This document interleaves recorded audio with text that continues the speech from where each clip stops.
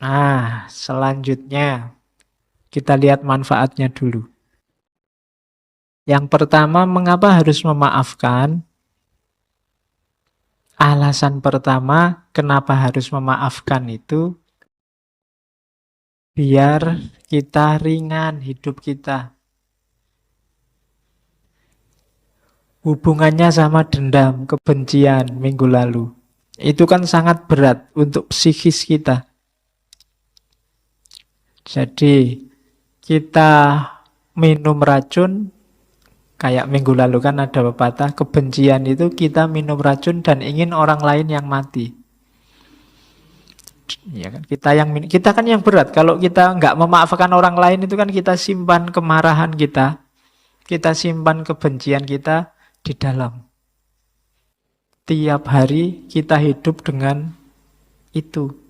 Ketemu yang kita benci, ketemu yang tidak kita sukai, terus jadinya kan tegang. Nggak jadi lewat, terus lewat ke sana.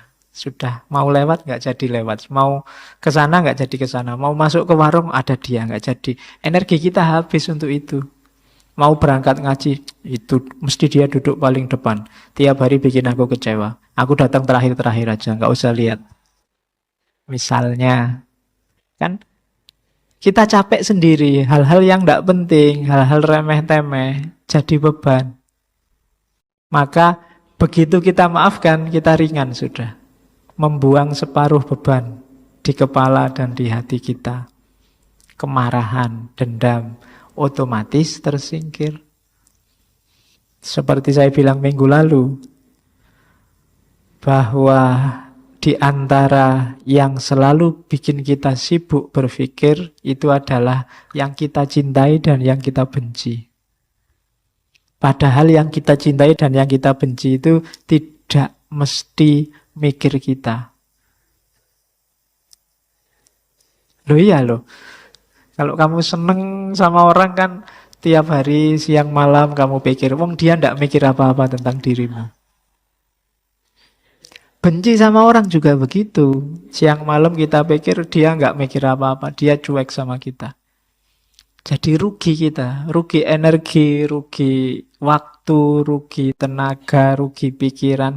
Eman-eman, mending dibuang saja. Kalau menurutmu itu barang jelek, barang tidak penting kan harus dibuang. Nggak usah disimpan. Kalau disimpan nanti baunya tidak enak. Jadi buanglah sampah pada tempatnya. Kalau itu kita anggap sampah, jangan disimpan di sini. Oke, itu manfaatnya. Maka maafkanlah. Terus maaf itu menyembuhkan. Maaf itu membuat kita maju. Bahasanya anak hari ini bikin kita move on. Kalau kamu tidak memaafkan, kamu tidak move on. Kamu terjebak oleh masa lalu. Padahal kamu hidup di masa kini. Menuju masa depan. Jadi maaf membuat kita bebas dari luka masa lalu. Sudahlah dibuang saja.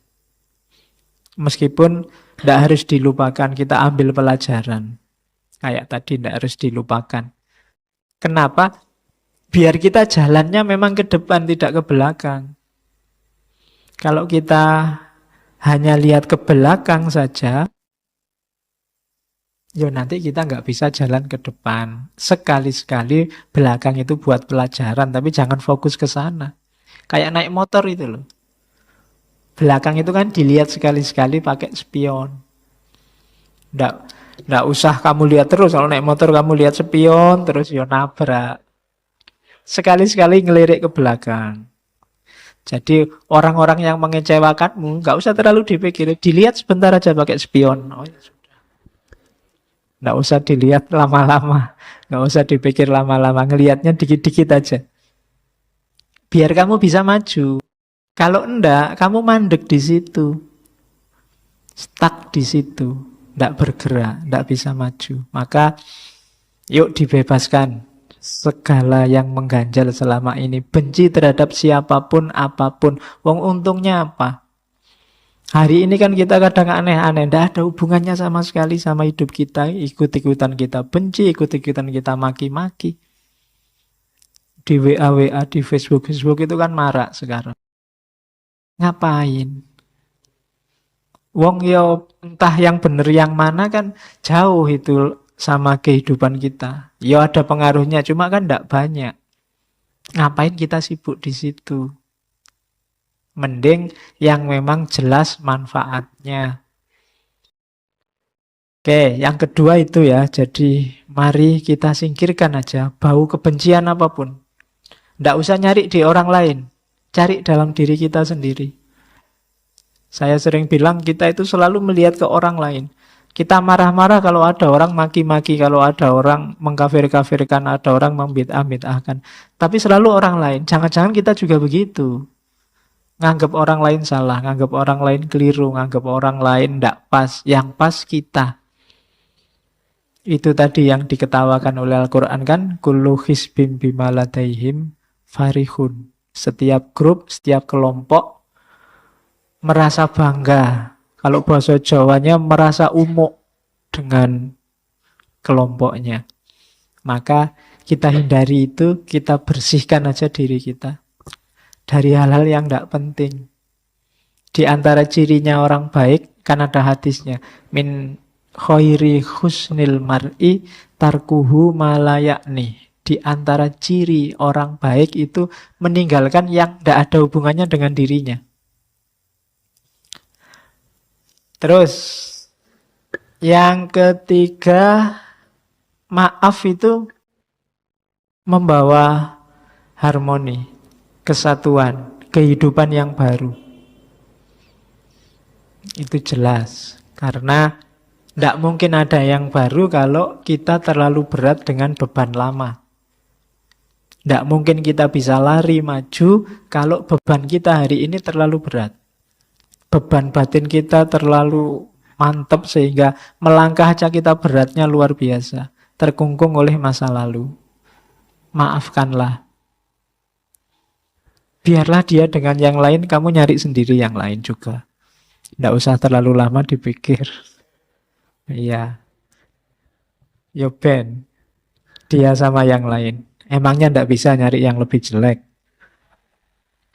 Oke. Ya, tidak apa-apa tuh. Ya kalau untuk umum kan kamu bisa bilang begitu, tidak apa-apa. Terus, jadi jangan dipendam. Bebaskan dirimu. Terus, maaf membuat kita lebih realistis. Tidak terpenjara, tidak terkungkung oleh masa lalu. Terus, itu sudah dijelaskan tadi. Maaf membuktikan bahwa kita masih manusia. Yang butuh memaafkan juga butuh dimaafkan. Maaf menunjukkan bahwa ya kita sama-sama manusia yang kadang-kadang juga bisa sama-sama salah. Saya maafkan, siapa tahu besok aku yang butuh dimaafkan. Hari ini kan kita kejam sekali sama orang yang keliru, salah ngomong, keceplosan. Kita tidak memaafkan, mau semua kita laporkan ke polisi. Mbok coba, jangan-jangan besok kita yang keceplosan ngomong, jangan-jangan besok kita yang salah bicara. Kan sengsara juga kalau tiba-tiba salah ngomong terus dilaporkan polisi. Wong tadi niatnya guyon tapi karena sudah terlanjur benci ya dilaporkan polisi. Jangan-jangan besok menimpa kita juga. Maka hendaklah kita budayakan memaafkan. Kalau orangnya sudah memang minta maaf, ya kita maafkan. Karena siapa tahu besok kita yang butuh dimaafkan. Jadi peradaban yang saya bilang tadi, pemaafan itu levelnya tidak hanya level adil. Ya memang adilnya orang salah itu dihukum. Cuma pemaafan itu melampaui adil. Dia ada di level ihsan. Kan lebih enak jadi orang mulia. Di atasnya sekedar adil. Jadi maaf menunjukkan bahwa kita ini manusia bisa salah. Kalau orang lain minta maaf, ya kita maafkan. Karena siapa tahu besok kita yang butuh dimaafkan. Yang terakhir Di catatan saya, mengapa harus memaafkan? Maaf itu membuat kita punya energi lebih. Yaitu logikanya matematika. Kemarin energi kita pakai untuk membenci orang. Untuk merancang balas dendam ke orang yang membuat salah pada kita. Ini kan energinya besar. Energi besar ini begitu kita memaafkan, bisa kita manfaatkan ke yang lain. Yang lebih penting, yang lebih manfaat. Daripada pikiran yang negatif, rancangan hidup yang negatif hanya untuk balas dendam. Hanya untuk membenci orang lain. Sudahlah, kita maafkan saja, kita rancang hidup kita secara lebih positif dengan energi yang fokusnya ke sana. Itu manfaatnya memaafkan. Alasannya itu. Jadi kalau ada yang tanya mengapa harus memaafkan, yang pertama kamu akan lebih tenang. Yang kedua, kita tidak akan terkungkung oleh masa lalu. Yang ketiga, ya biar hidup ini lebih cerah, lebih harmonis. Yang keempat, ya memang kita masih manusia. Manusia itu tempatnya khilaf, tempatnya salah, maka kita memaafkan, siapa tahu besok kita yang butuh dimaafkan. Dan yang terakhir, dengan memaafkan, energi kita untuk membenci, untuk balas dendam, untuk ingat-ingat salahnya orang lain bisa dimanfaatkan ke arah yang lebih positif. Maka budayakan hidup memaafkan. Tapi ada kalanya orang tidak mau memaafkan. Banyak alasannya. Di catatan saya ada beberapa. Mengapa ada orang tidak memaafkan? Jawabannya kayak tadi. Orang menganggap memaafkan itu lemah. Orang lebih memilih hidup harus adil. Salah ya dihukum. Keliru ya harus dikasih sanksi. Jadi ada yang pakai argumen itu. Agama kan ada hitung-hitungannya. Kalau orang minum khamr, hukumannya semacam ini. Kalau orang zina, hukumannya semacam ini. Nah, ini tuntutan adil. Itu bikin orang tidak memaafkan. Jadi paradigma adil. Apa tidak boleh? Ya boleh. Cuma levelnya beda dengan pemaafan tadi. Agama kan ada itu banyak hukum-hukum syariat. Harus begini, harus begitu kan. Ya dilihat konteksnya. Dalam banyak kasus, Nabi lebih memilih paradigma pemaafan dibandingkan paradigma penghukuman, dibandingkan paradigma sekedar keadilan. Maaf itu kan banyak cerita, banyak yang tawanan perang, harusnya dihukum mati, adalah disuruh ngajar aja. Waktu Fathu Mekah itu kan kafir Quraisy kan disuruh diampuni semua. Musuhnya yang paling besar, rumahnya malah dijadikan suaka. Barang siapa masuk rumahnya Abu Sufyan, dia aman. Itu Nabi Muhammad. Paradigma memaafkan. Suatu ketika ada anak muda yang menghadap pada Nabi. Dia ngaku, Nabi, saya kemarin baru saja zina. Itu jarang ya ada kayak gini hari ini. Ya. Oke, kalau hari ini kan lebih dahsyat, tidak cuma ngaku, di video lagi. Nah, ya, tinggal kita lihat bisa dia tidak cuma ngaku, ada buktinya. Cuma 3 kali dia ngadep Nabi begitu. Begitu ngadep pertama, Nabi pura-pura tidak dengar, terus Nabi minggir. Ngadep kedua, Nabi bilang, tidak mungkin kamu khilaf. Sebenarnya kamu tidak zina, bertobat sajalah. Terus Nabi minggir. Sampai 3 kali Nabi masih begitu. Sudahlah, kamu tobat saja. Datang yang keempat baru Nabi bilang, ya sudahlah kalau kamu ngeyel. Dia minta dirajam. Karena hukumannya orang zina itu kan rajam. Nabi bolak-balik bilang tobatlah. Itu kan maksudnya paradigma yang lebih tinggi dari bahasa adil. Tapi pemuda ini milih adil saja. Ya wis, kalau mau rajam ya rajam lah, kamu sendiri yang mau. Jarang yang kayak gini anak muda sekarang. Oke, begitu dirajam, lemparan pertama, kedua, baru dia teriak-teriak, waduh Nabi ternyata sakit, masih boleh tobat enggak? Iya, ya kan terus Nabi bilang, ini sudah dibilangin sejak tadi, disuruh tobat kok ngeyel. Akhirnya diizinkan untuk bertobat.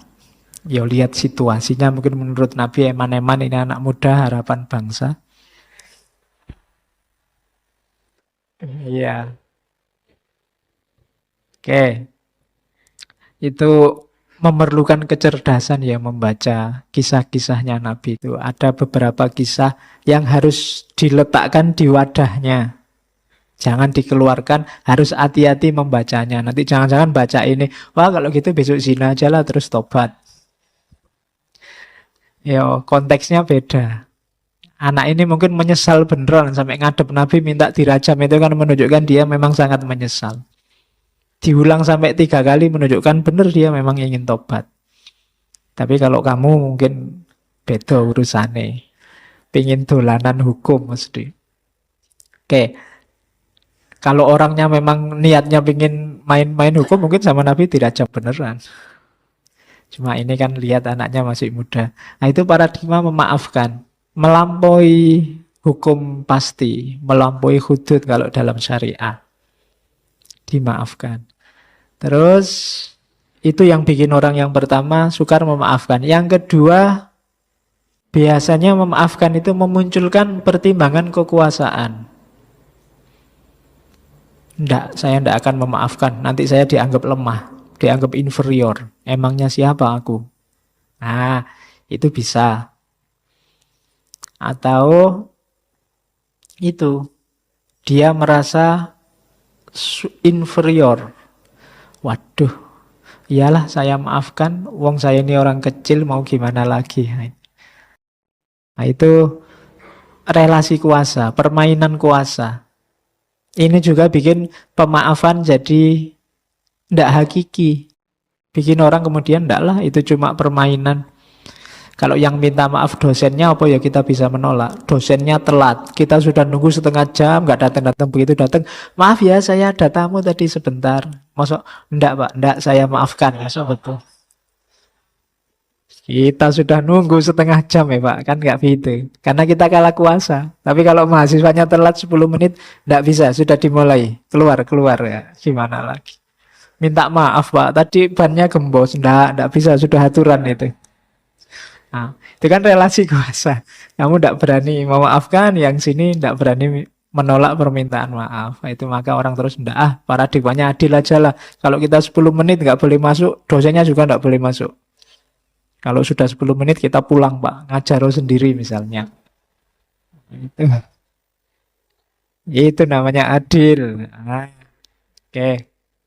Ya besok kalau kuliah hari pertama, Pak perjanjian Pak, ini paradigmanya adil apa permaafan? Ya. Oke, nanti kalau dosennya yang pinter, buat kamu yang adil, buat saya pemaafan. Terus, itu biasanya jadi alasan orang cenderung tidak memaafkan. Bertentangan dengan keadilan. Harus keadilan yang nomor satu didahulukan. Nah itu bikin orang terus tidak memaafkan. Salah ya harus dihukum. Itu tadi cuma kepleset omong kok Pak. Tidak bisa. Buktinya rekamannya ada, dia salah. Harus dihukum. Nah itu paradigma adil yang dipilih. Terus ada yang terakhir. Yang menganggap bahwa tidak. Memaafkan itu tidak alamiah. Manusia itu secara insting itu kompetitif, saling bersaing. Jadi secara alami orang itu ya saling tabrakan, saling bertentangan. Jadi kalau ada yang mempromosikan pemaafan itu pasti agak menggeser kodratnya orang untuk saling tabrakan, untuk saling menjatuhkan. Ini yang punya pandangan kayak Thomas Hobbes dan kawan-kawan yang bilang bahwa naluri dasar manusia itu jelek. Makanya perlu ada hukum. Nah, itu alasan yang keempat. Kenapa kok tidak memaafkan? Tidak alamiah, Pak. Orang itu kalau dipukul, ya secara alami pasti ingin balas mukul. Itu alami. Meskipun ada kalanya ya memang karena nggak level, nggak berani. Yang mukul besar, yang dipukul kecil. Nah, itu kan janjane sih pingin balas, tapi yo sudahlah dimaafkan saja. Nah, ini karena ya itu kan ndak alami sebenarnya. Alaminya jane ya pingin balas. Jadi kalau dipaksa memaafkan itu malah ndak alami. Yang alami itu ya tawuran. Karena manusia punya fitrah saling memangsa. Kan itu ada yang punya pandangan semacam itu. Oke. Pernyataan maaf kita itu konstantif apa performatif? Kalau konstantif itu hanya di mulut saja, ngomong kenyataan yang ada di mulut. Kalau performatif itu ada tindakannya, ada efek perilakunya. Konstantif itu teoritis saja, kalau performatif itu ada efeknya. Konstantif itu contohnya begini. Sekarang hawanya dingin ya. Itu konstantif, hanya ngomong fakta. Tapi performatif, sekarang hawanya dingin ya. Makanya banyak yang pakai jaket. Itu performatif. Memakai jaket ini fakta baru, ada performnya. Hubungannya sama perilaku. Tidak hanya ngomong yang bisa diolah pakai akal. Nah, kalau permaafan, apakah konstantif apa performatif? Kalau konstantif, ya kayak kamu Idul Fitri kemarin. Itu mohon maaf secara konstantif. Hanya di mulut, tidak ngefek. Setelah minal aidin atau sebelum minal aidin ya sudah kayak gitu perilakunya. Tapi kalau performatif, kemarin aku tidak suka kamu. Sekarang setelah kita minal aidin wal faizin, perilakuku berubah padamu. Aku mulai suka lagi. Nah, itu performatif. Konstantif itu urusannya kebahasaan biasanya. Paling banter logika. Kalau performatif itu ada hubungannya dengan perilaku. Ada yang dilakukan, ada performnya, ada info barunya. Nah, maaf itu ada kalanya konstantif, ada kalanya performatif. Tinggal tergantung kita. Di awal tadi saya bilang kenapa cahayanya Ramadan cepat sekali hilangnya. Jangan-jangan Ramadan kita hanya Ramadan konstantif. Kayak formalitas. Ndak ngefek. Setelah dimaafkan balik lagi. Jadi kemarin kita puasanya nggak perform. Ndak ada efeknya. Kan kita sering bilang gitu kan. Tadi presentasinya bagus enggak? Saya enggak perform ya Pak. Tapi presentasi sih, tapi enggak ada efeknya, sama aja. Itu enggak perform namanya. Nah, halal bihalal, maaf memaafkan, perform enggak? Itu nanti kelihatan di perilakunya. Kalau enggak, berarti hanya konstantif. Ngaji ini hanya konstantif kalau jadi rutinitas. Enggak ngefek. Malam Kamis saya yang ngaji, Pak. Sudah hampir sekian seri kita ngaji. Ada efeknya enggak, Mas? Enggak tahu, Pak. Saya itu paham aja enggak, Pak, apalagi efeknya misalnya. Nah, itu berarti enggak perform. Konstantif ya. Oke. Teori ini bisa dipakai untuk macam-macam. Kalau ini yang punya J.L. Austin. Oke. Pemaafan diartikan melupakan kesalahan dan menganggap tidak pernah terjadi apa-apa. Ini miskonsepsi. Tidak begitu. Memaafkan itu bukan berarti kita melupakan kesalahan. Orang ini tetap salah, menurutku cuma saya maafkan. Kan begitu. Makanya tadi, yang melupakan kesalahan tidak termasuk jenis pemaafan. Kayak yang sebelumnya tadi, forgetting. Jadi maaf nggak boleh lupa. Kemarin kamu selingkuh, aku inget loh, tapi saya maafkan. Dan akan inget terus, diselingkuhi. Kalau nggak inget terus kan nanti diselingkuhi lagi, lupa lagi. Selingkuhi lagi, lupa lagi. Nggak, ingat terus. Nggak apa-apa, nggak masalah. Kamu katanya memaafkan, kok diinget-inget. Loh, memaafkan bukan berarti melupakan. Ya, kalimatmu aku maklumi, tapi itu tetap salah kan? Dan aku ingat biar kamu nggak bikin salah lagi yang kedua. Jadi itu miskonsepsi. Nggak, maaf bukan berarti melupakan. Yang kedua, ada yang anggap maaf itu simbol lemah. Jangan dimaafkan. Hanya orang-orang lemah yang memaafkan. Kalau Gandhi kebalikannya, hanya orang-orang kuat yang bisa memaafkan. Nggak gampang loh memaafkan itu. Kamu yang disalahi, disakiti, diselingkuhi, dibohongi, dicurangi, untuk bisa memaafkan itu luar biasa. Maka katanya Gandhi, hanya orang-orang kuat yang bisa memaafkan. Jadi maaf tidak ada hubungannya dengan kelemahan. Kalau kamu nganggap memaafkan itu kelemahan, kamu salah persepsi tentang maaf. Karena jarang, nggak banyak orang bisa memaafkan. Kalau membalas mungkin. Saya pengen balas Pak, nggak bisa balas, tapi ya itu kelemahan. Tapi kalau memaafkan enggak. Kalau mau saya balas Pak, tapi saya maafkan. Itu kan orang-orang kuat. Jadi maaf tidak ada hubungannya dengan kelemahan atau kekuatan. Kalau ada yang bilang begitu berarti miskonsepsi. Yang ketiga, pemaafan. Ada yang menganggap, Pak kalau saya maafkan berarti tidak adil Pak. Yang salah kan harusnya dihukum. Jadi antara keadilan dengan pemaafan ini dua level yang berbeda. Adil itu hak, tapi maaf itu keluhuran, kemuliaan, kebaikan. Agama menyuruh, tiap kali khotib Jumat itu loh, innallaha ya'muru bil adli wal ihsan. Adil ini paradigma pas, paradigma hak. Orang yang jatahnya 30, kasihlah 30, itu hak.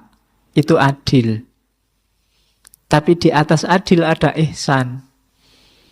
Ihsan ini melampaui keadilan. Jauh lebih bagus daripada keadilan. Harusnya kamu zakat cuma 2,5%. Tapi kamu zakatkan 50%. Yang 47,5% itu ihsan. Kita menyebutnya sedekah, sodakoh. Itu ihsan. Harusnya kamu nganternya cuma sampai jalan besar saja, tapi kamu antar sampai depan kamarnya. Nah. Yo, sampai depan aja loh ya, nggak boleh masuk. Itu ihsan namanya. Betul. Atau kalau mau adil, harusnya kamu nggak nganter juga nggak apa-apa, nggak ada hubungan apa-apa kok.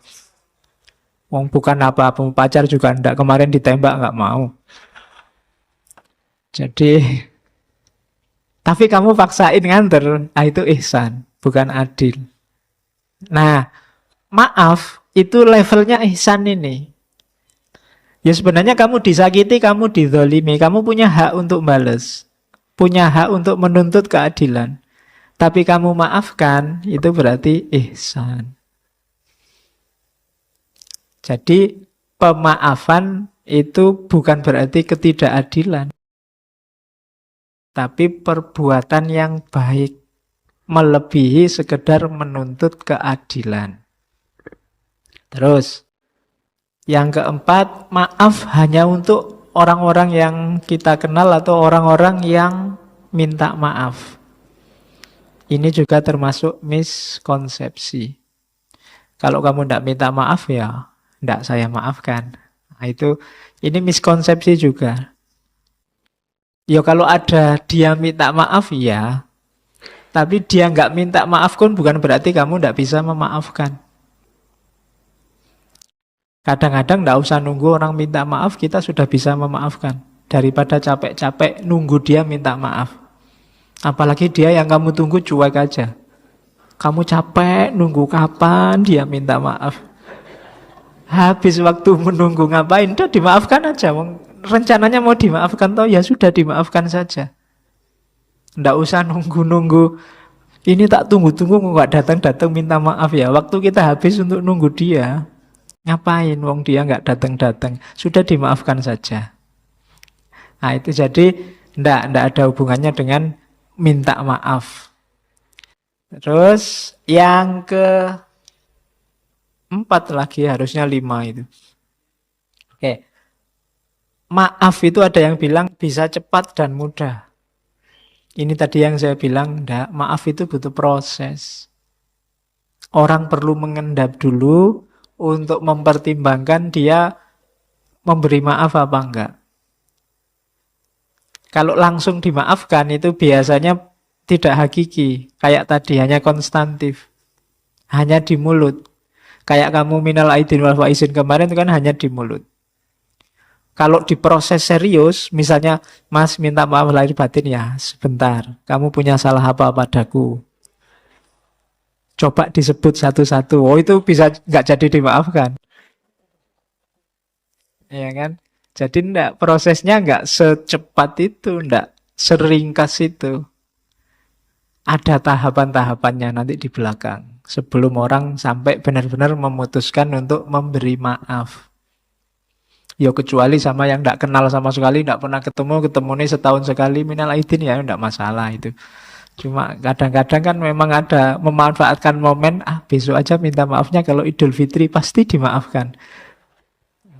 Ah, itu formalitasnya. Coba kamu bilang beneran salahmu apa, enggak mesti dimaafkan. Itu ternyata dulu yang ngambil uangmu di situ aku. Pas enggak punya duit ada uang kececeran tak ambil. Sekarang minta maaf ya, bisa enggak jadi maafkannya. Jadi dia enggak cepet. Maaf itu yang serius ada prosesnya. Kemudian yang kelima, maaf bukan berarti membolehkan atau menganggap baik perilaku yang keliru. Ada orang bohong, ya sudah kamu saya maafkan. Itu bukan berarti terus bohong itu boleh. Bohongnya jadi benar, enggak. Bohongnya tetap salah. Kejahatan yang dia lakukan tetap jahat. Cuma kita memaafkan dia. Besok jangan diulangi lagi, kan begitu. Kok besok diulangi lagi, mungkin pertimbangan memaafkannya jadi lebih panjang lagi sebelum memaafkan. Jadi awas, jangan miskonsepsi. Ada 6 hal yang kita sering salah persepsi tentang pemaafan ini. Yang pertama, maaf bukan berarti melupakan kesalahan. Yang kedua, maaf bukan berarti kita lemah. Yang ketiga, maaf bukan berarti tidak adil. Yang keempat, maaf tidak hanya untuk yang minta maaf. Yang kelima, maaf itu ada prosesnya. Dan yang terakhir, maaf tidak membuat perilaku salah jadi benar. Nah ini miskonsepsinya.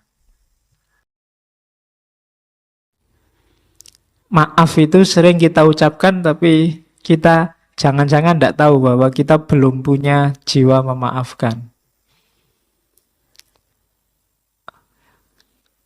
Ada banyak definisi tentang forgiveness, tapi saya suka definisi itu. Yang saya suka dari definisi itu, ada beberapa kata-kata yang menurut saya pas. Yang pertama, proses. Jadi maaf itu butuh proses. Susah maaf itu langsung. Kalau langsung itu biasanya bukan maaf. Mungkin basa-basi atau otomatis thought kayak kemarin. Nyenggol orang kesenggol deal. Maaf ya. Itu biasanya enggak ada mikir panjang. Maaf beneran apa kayaknya enggak. Jadi ada proses pasti. Setelah proses, tapi proses ini proses yang disengaja. Kalau otomatis itu berarti tidak disengaja. Disengaja itu diniati benar. Kemudian sukarela. Ada orang yang minta maafnya tidak sukarela. Kenapa? Dipaksa. Kalau Bapak tidak minta maaf dalam waktu 2 kali 24 jam, saya laporkan polisi. Nah, itu tidak sukarela. Tidak ketemu hakikatnya pemaafan. Orangnya minta maaf bukan karena dia memang niat minta maaf, sengaja minta maaf, tapi karena takut ditangkap polisi. Jadi ada unsur sukarela dan sengaja. Kemudian ada sikap mental yang berubah. Dari awalnya tidak suka, tidak berkenan, jadi memaklumi. Harus ada ininya. Kalau batinnya masih belum memaklumi, itu belum maaf, tapi masih basa-basi.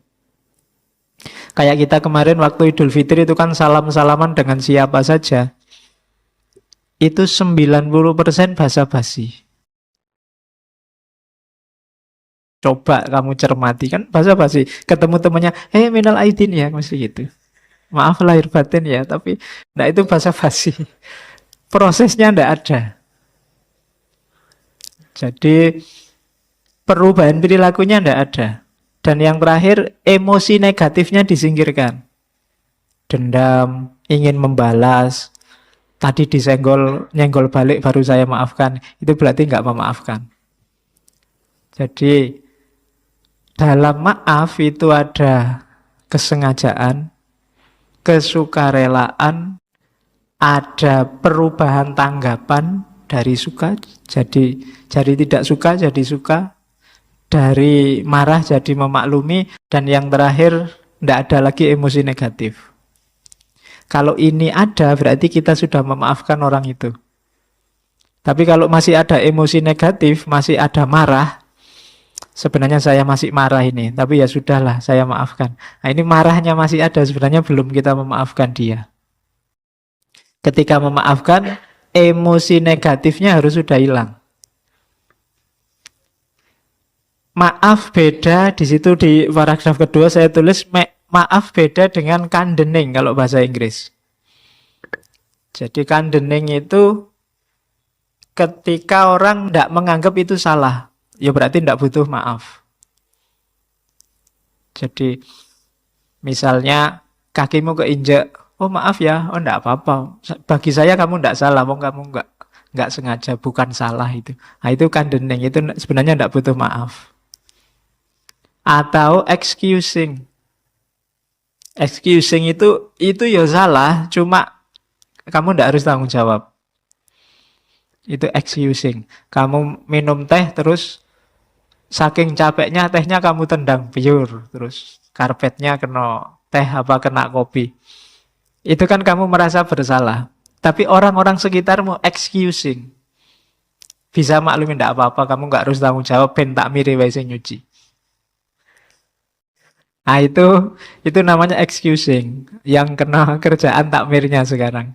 Jadi excusing itu juga tidak butuh pemaafan. Sudah dimaafkan duluan. Itu excusing. Ada juga yang forgetting. Orang barat kadang ada apa-apa, forget it. Sudahlah lupakan aja. Itu juga berarti tidak butuh maaf. Sejak awal sudah dimaafkan. Ada yang pardoning. Pardoning itu kita melakukan sesuatu yang menyakitkan orang lain, tapi sah. Mungkin karena kita hakim. Hakim itu kan dengan ini, saya putuskan kamu di penjara 3 bulan. Kan kita nggak bisa bilang kejam sekali orang di penjara 3 bulan. Loh enggak, karena memang dia ngomongnya sesuai hukumnya memang begitu. Hakimnya nggak perlu minta maaf ya, kamu saya eksekusi 3 bulan. Nggak perlu begitu. Itu dia sudah sesuai dengan hukum, sesuai dengan aturan. Itu namanya pardoning. Kalau urusan ini, kamu nggak perlu minta maaf, nggak apa-apa. Memang aturannya begitu. Ada juga rekonsiliasi, reconciliation. Ini juga, ini kenapa tidak masuk urusan maaf? Karena rekonsiliasi ini setelah permaafan selesai biasanya baru rekonsiliasi. Dimaafkan dulu baru rekonsiliasi. Jadi beda. Jadi ada loh orang yang rekonsiliasi tapi belum memaafkan. Hubungannya sudah pulih tapi kamu tidak saya maafkan, tak inget-inget besok kalau kamu, nah itu berarti belum memaafkan. Tapi sudah rekonsiliasi. Masing-masing masih menyimpan dendam. Nah itu bisa. Tapi secara formal hubungannya sudah pulih. Kemarin kamu selingkuh, ya sudah, saya maafkan. Sekarang kita balik lagi. Tapi awas kamu besok. Nah itu diinget-inget. Berarti rekonsiliasinya enggak, tapi sebenarnya belum dimaafkan. Itu forgiveness. Jadi bukan condoning, bukan excusing, bukan forgetting, bukan pardoning, dan bukan reconciliation. Untuk urusan 1, 2, 3, 4, 5 itu kita tidak ada hubungannya dengan pemaafan.